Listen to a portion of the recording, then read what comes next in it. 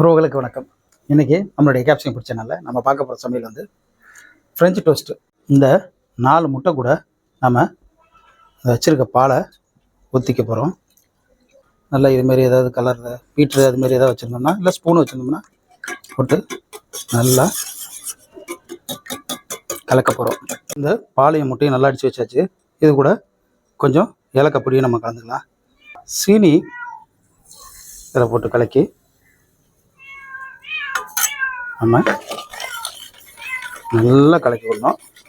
இந்த ப்ரெட்டை வந்து இந்த முட்டை கலவையில் ரொம்ப நேரம் ஊற விடாமல் சும்மா 2 முக்கை முக்கி எடுத்துடணும். தோசைக்கல்லில் நம்ம எண்ணெயை ஊற்றிக்கிட்டு எண்ணெய் சூடானதும் இந்த முட்டை கலவையில் போட்டு வச்சுருக்க அந்த ப்ரெட்டை அப்படியே எடுத்து போட்டுற வேண்டியதான்.